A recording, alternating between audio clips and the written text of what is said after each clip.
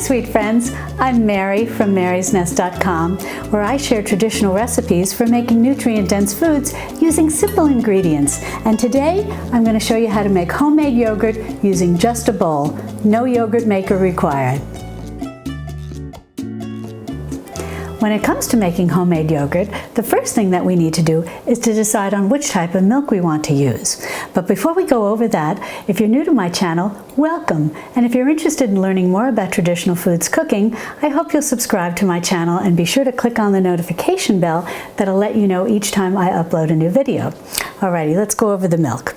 The first milk I want to discuss is from my local grocery store. It's not organic, but it says that it does not contain any artificial growth hormones. And the thing about this milk is, this was $1, I wrote it down here, $1.73. So this is very affordable. So if this is what's in your price range, you can certainly make this very nutritious, even though it is pasteurized. It's not raw milk, it is pasteurized, but you can make it more nutritious by culturing it, which is what we'll do when we make homemade yogurt. Now the other three milks that I have here are, this is also from my local grocery store, and this is the grocery store's own brand. It's the Central Market Organics. It's sold by HEB, where I live here in Central Texas, and this is an organic milk. It is ultra pasteurized, but don't worry about that, because it's actually very easy to make a nice thick creamy yogurt with ultra pasteurized yogurt, and you're going to make it more nutritious by culturing it and making it into homemade yogurt. The next choice, and oh, the price on this one was $2.98, so still fairly affordable. Now this is from the Horizon Organic Dairy, and this is obviously organic, and it is also ultra pasteurized. But as I said with this milk, don't worry, because we can put back in some of the nutrition that was basically destroyed by the ultra-pasteurization process. And this milk was $3.88, so we're starting to go up in price. This milk, also from my grocery store, is also from Horizon, and this is an organic, and it's the cows that this milk came from were grass-fed. And the nice thing about grass-fed milk is that it's higher in omega-3, which is very good for us, similar to what you hear about being in things like salmon. Omega-3s are a very healthy fat. And so the fact that the cows have been fed on grass and making the milk high in omega-3 makes it very nutritious for us. And this milk is also, I believe, yes, ultra pasteurized. But again, we can put back some of the nutrition that was destroyed by the pasteurization by culturing it and making it into homemade yogurt. And the price on this one was $4.46. So they go up in price. We started with $1.73, $2.98, $3.88, and $4.46. Now these two milks are the cream of the crop, and this one has cream on top. These both came from my Whole Foods, and this is made by Organic Valley. Again, they call it grass milk because the cows were grass-fed, and this is organic, and it's only pasteurized, not ultra-pasteurized. And this milk has not been homogenized. These four milks here have been homogenized, and what that means is that the milk was put through a process that allowed the cream and the milk to be mixed and to stay mixed. And this instead lets the milk float to the top. So if you drink this milk, you need to give it a good shake first to distribute the cream throughout the milk. And the less processed the milk is, the better. So certainly if you can find milk that's not been homogenized, that obviously is a first choice. So the thing about this milk, though, is that this is going to get more expensive. Both of these milks are more closer to the $6 range. And this milk is a Kelowna Supernatural. This is a lovely milk that's sold at Whole Foods. It's from Iowa. It too is the grass-fed, you know, that's pasture-grazed cows. It says on the label where the milk came from, and it's from small Amish and Mennonite family farms. So it is pasteurized, but it's done in small batches, and again, this is not homogenized, so you have to shake it first if you want to drink it. But these are wonderful choices when it comes to buying whole milk that is pasteurized but not homogenized. So it's important to recognize that all of these milks are pasteurized. I often buy raw milk from the farm, which you can do here in Texas, but I recognize that there are certain people that can't buy raw milk in their state, or simply don't have access to it or don't want to buy it. And so today we're going to make homemade yogurt using pasteurized milk. But if you'd be interested in learning how I make homemade yogurt from raw milk, please leave that down in the comments below, and I'd be happy to make a video to show you how I do that. Now, the process for making homemade yogurt with pasteurized milk versus ultra-pasteurized milk is a little different. The nice thing about using ultra-pasteurized milk is that you don't need to heat it up to 110 degrees. You can actually culture this cold, and it will come out very nice and thick and creamy. However, these two milks here and this one milk over here are not ultra-pasteurized. This is just pasteurized, but it is homogenized. And these two, as I had mentioned earlier, are pasteurized, but they're not homogenized. So what I thought I would do is I'm going to make the homemade yogurt out of the milk from my local grocery store. That is, it's whole milk, and I don't know if I mentioned that to you before. These are all whole milk. And the reason I like to make yogurt from whole milk is it will come the creamiest, and it's also the most nutrient dense in terms of vitamins and minerals and the good fats that you want, that you get from dairy products. So I'm going to make this from the whole milk from my grocery store. This is simply, as I said, homogenized and pasteurized, not ultra-pasteurized. So we're going to have to warm this milk before we culture it. If you'd like to see me make homemade yogurt using ultra-pasteurized milk, which doesn't involve the heating process, let me know, and I'd be happy to make a video on that. Just leave it in the comments below. But for today, we're just going to do the basic milk that's pretty easy for everybody to find at their local grocery store. It's not organic, it's just whole milk, pasteurized, homogenized, and we're going to make a lovely, thick, creamy homemade yogurt and increase the nutrition.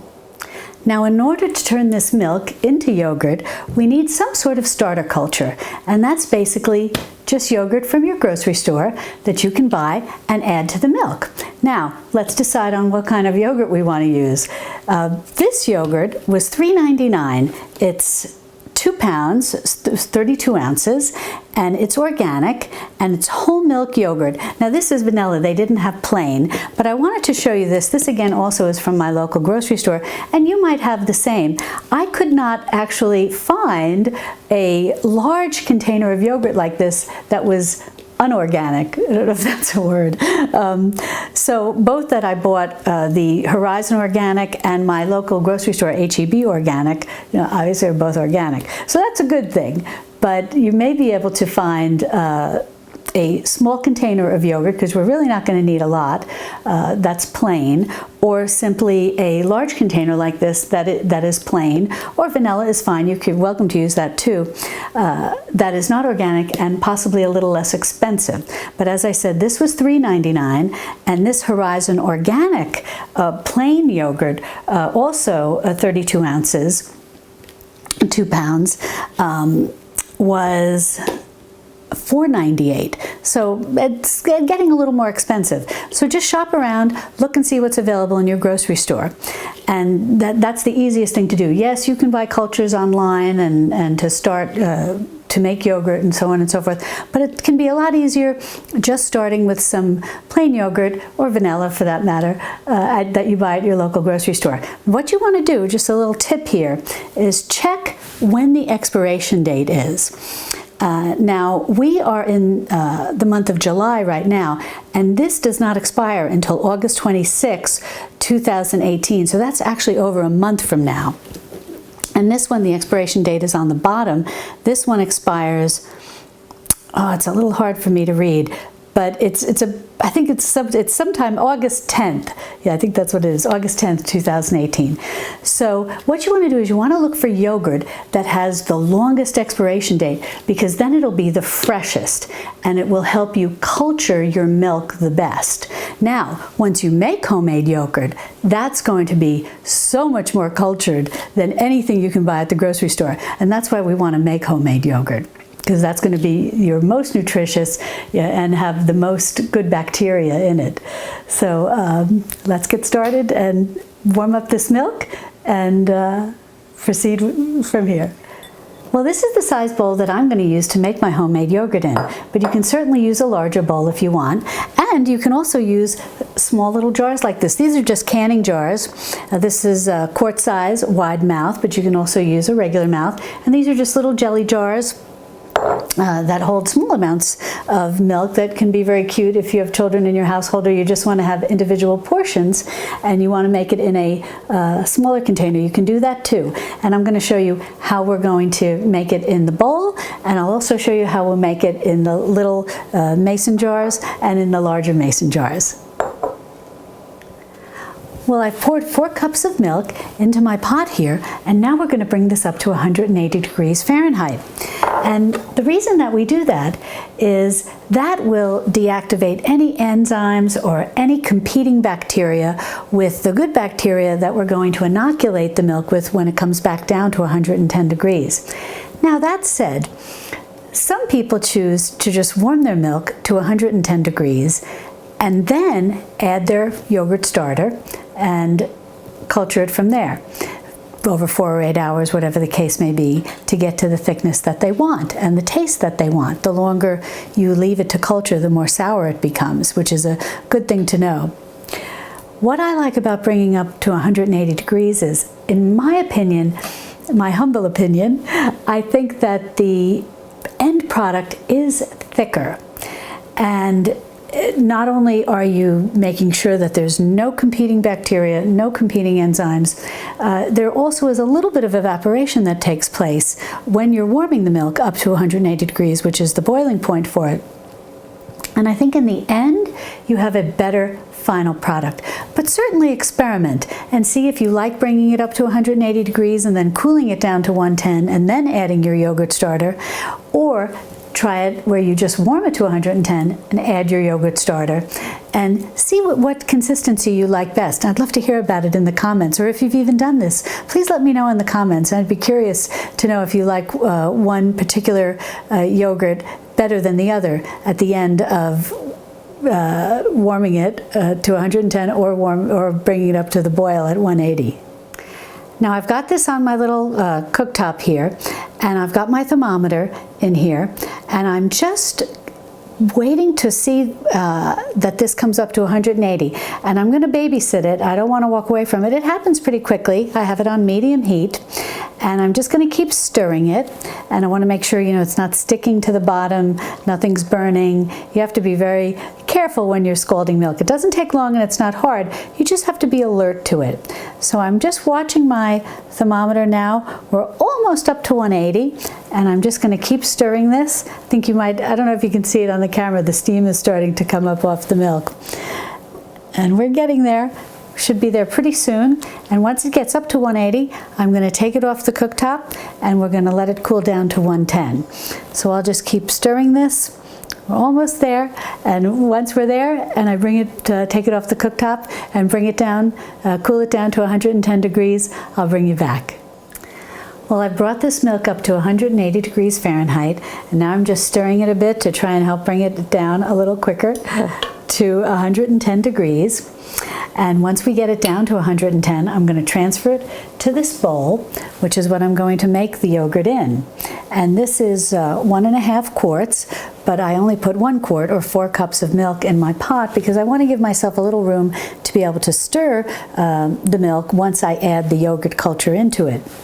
Now, I just want to say a little something here about warming the milk and so on and so forth. If you find that you would rather just have a cultured dairy product that doesn't require heating any milk, then a wonderful thing to make is milk kefir or kefir, depending on how you say it. And I'll link to a video up here somewhere where you can watch me make milk kefir, and right on the countertop, that involves no heating of milk, and it's very easy to do. And it's also very tasty. Well, the milk is starting to cool down nicely, but before it reaches 110, I'm going to start transferring it to my bowl to get ready to make the yogurt. And once I get this all out of this pot here, I'm going to be putting it in another bowl, and I'll show you how we're going to keep it warm without the help of a yogurt maker to culture it perfectly and have nice thick yogurt in a matter of hours. Well, I've finished putting all the milk into the bowl in which I'm going to make the yogurt, and then I'm going to place this bowl into a slightly larger bowl. And the reason that I'm doing that is we're going to fill this outer bowl with heated water, and that's what's going to help keep our yogurt warm at the right temperature so that it cultures beautifully and provides for a nice thick product. And I'll show you how we'll do that in a minute. I'm just going to wait for this to come down to 110 degrees. We're going to put in our yogurt, and then we'll proceed from there. Well, I'm just setting this aside while the milk is coming down to 110 degrees, and in the interim I want to show you what I do next. I like to take a baking sheet or jelly roll pan, some people call it, and put a dish towel on top just to cushion it a bit, and then I like to put my two bowls onto the dish towel. And the reason I do this is really twofold. One, in that this provides some warm insulation, and secondly, it's just easy to transfer the whole thing to the oven. Oh, now, don't worry, we don't have to turn the oven on. I just put it there to keep it out of the way and keep it warm. Any warm place in your home where it can be undisturbed for a while is a fine place to put it. But the reason I wanted to show you this was that normally what I would do is I would already put this baking sheet with the dish towel on top into my oven and then simply place the bowls right on top of it. It's a little easier to do. This just gets a little heavier, but you can certainly do it like this too if you're a little stronger than me. Alrighty. Once this comes down to 110, I'll bring you back and we'll add our yogurt culture. Well, my milk's cooled down to 110 degrees, so what I'm going to do now is add the yogurt. And I've just got, a quarter cup of yogurt here, because we had 4 cups of milk, and all you need is a quarter cup of yogurt, and I'm using the plain yogurt. And I'm just going to get all of that in. And then I'm just going to mix this up. You can use anything you want, a little whisk. This little stirring tool I have will work fine. You just want to make sure that you don't have any big chunks of yogurt in there. I'm just going to try to get out every little last bit of this. And we're just going to continue to mix this up. I think that's good. I think it's all mixed in. And now I'm going to go get my tea kettle, and I'm going to show you what the next step is going to be. Well, earlier I boiled up some water in my tea kettle, and now I'm going to pour it so that it goes between the larger bowl and the little bowl with the yogurt in it. And I'm just going to pour this very carefully, and I'm going to pour it until I get right below the rim of the little bowl. And this is going to work as insulation to keep the milk as it's culturing nice and cozy and at a comfortable temperature to create a nice thick yogurt. And when I'm done doing this, I'll bring you back and show you what I'll do next. Now there's just a few things that I want to mention at this point.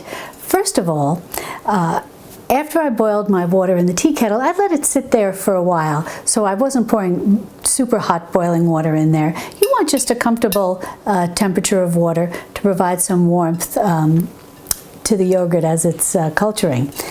And the other thing I want to say is I did this in a glass bowl so that you could see what I was doing very clearly, but generally I use a bowl like this, crockery.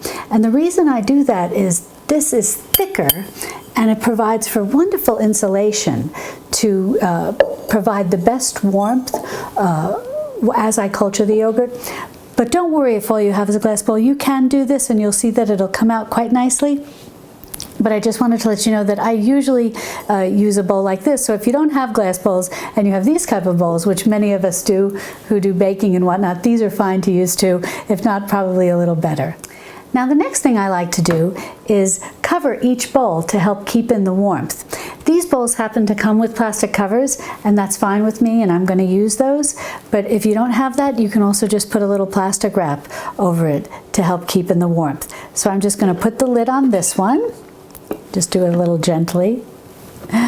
Get that down. Okay, and then I'm going to put this lid on the larger one, and that'll insulate everything nicely and keep in the warmth.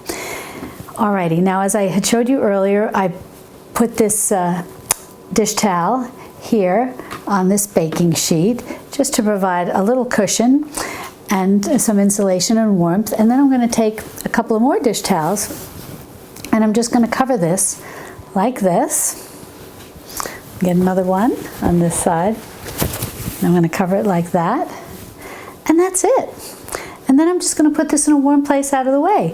And what I do specifically here in my kitchen is I have an electric oven, and I'll just pop it in the oven and put the oven light on and leave it in there for about 4 to 8 hours. It really depends.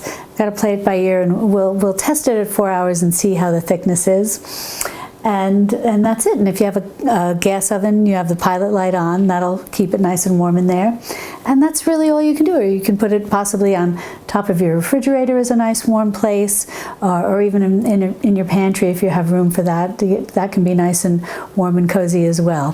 Alrighty. Well, what we're going to do now is go ahead and put this in my an off oven with the oven light on. And when it's all cultured and to the thickness and the taste that I like, I'll bring you back. Now, while our first batch of milk made in the bowl is culturing in the oven, I wanted to talk to you about some other options that you can use if you want to make the yogurt in smaller amounts or just smaller batches that you can then put in your refrigerator for individual servings or in a quart-sized jar serving. So what you want to do is, after you heat your milk, put it into a measuring cup like this, or a bowl, whatever you have, and bring it down to 110 degrees, and then add your yogurt, mix it, and we were using 4 cups of milk, so I used a 1/4 cup of store-bought yogurt to get the culture going. If you filled this up and did 8 cups of milk, you'd want to use a 1/2 cup of yogurt to give it a good start. But in any event, you'll mix it up, and then all you do is pour whatever amount you want into each of the appropriate jars. Now, the next thing, in order to keep them warm, you'll put the lids on. Just set this aside for a minute. And you'll need some sort of vessel that you can put the jars in and then fill them with water. So if you have a water bath canner, that'll work great. Or if you have any kind of stock pot like this, will work great. Oh, sorry. And depending on what size jars you're doing, you could even, if you have a little rack, like if you had something with your water bath canner, you wanted to stack cans, you could do that. It's not cans, you could stack jars. But the bottom line is that you want to just put your jars in like this. In any way, if you're using quart jars, maybe a larger stock pot, whatever works. And then you want to cover with water, with the warm water from the tea kettle. Then you can, let me just get these lids over here.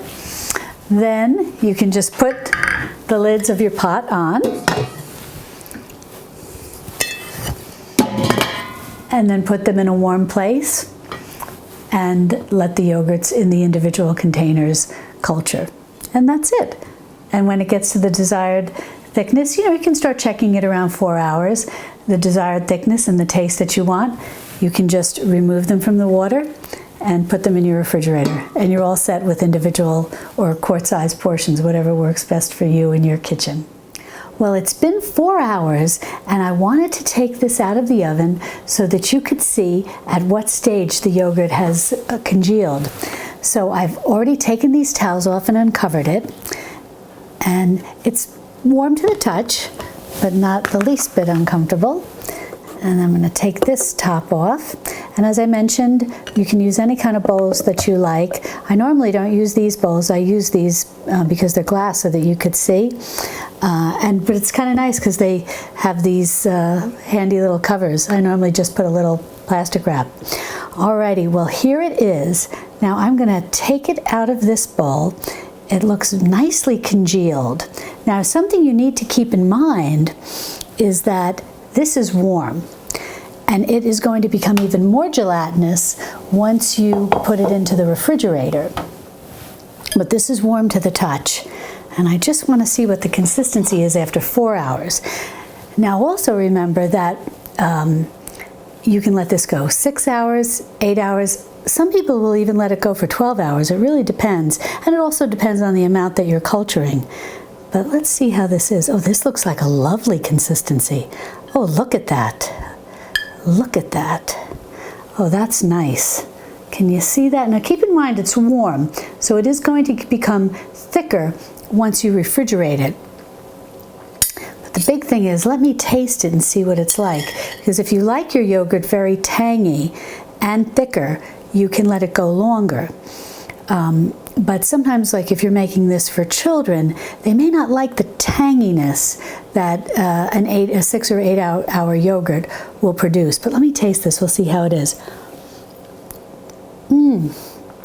Oh, that is very good. That is very good. That tastes very much like a typical store brand yogurt. Not particularly tangy, very smooth, and a nice gelatinous feel in the mouth. It is very wobbly because it's warm. It will thicken up quite a bit once you put this in the refrigerator and let it cool off. And one other thing that I want to mention is that if you make it at this consistency and you chill it, and it will be the thickness similar to the yogurt. At this stage, this, once you chill it, will come to the thickness of the yogurt that I used at the beginning of the video to culture this. So that'll give you some idea if you just go back in the video and you can see what that was like when it was cool. I know from experience that once I chill this after a 4-hour culturing, it'll be about that same consistency as the store-bought yogurt.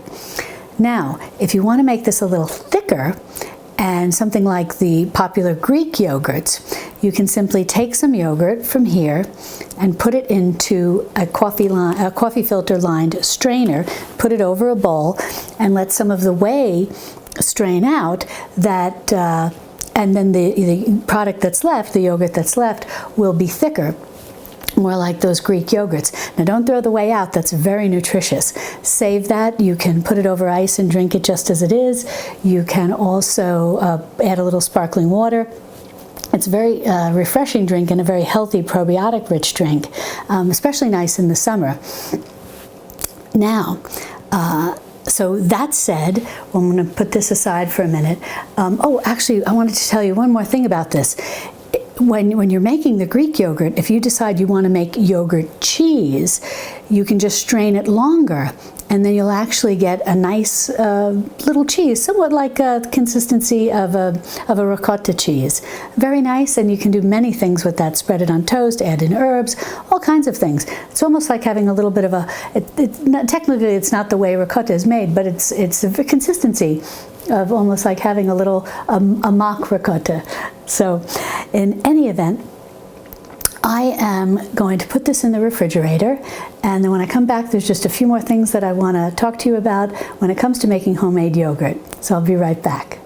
So I just wanted to go back and readdress the cost of the milk that we used. As you might recall, I used the milk from my local grocery store. It's an H-E-B here in Central Texas, and it was not organic, but it was just pasteurized, not ultra pasteurized, and it was $1.73 for a half a gallon, and we used half of the half gallon, or a quart, or 4 cups. So we made a quart of yogurt for half of $1.73. So we're looking at around 86, a little more than 86 cents for a quart of homemade yogurt that's extremely probiotic rich, much richer than what's been sitting in the grocery store cooler section. So that's a good thing to know. So if that's what's in your budget, to buy just the regular grocery store brand milk for hopefully in that price range, $1.73, you can see that you can make something very nutritious out of it.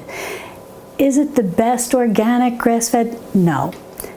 But that's okay if the $1.73 price for the milk is in your budget.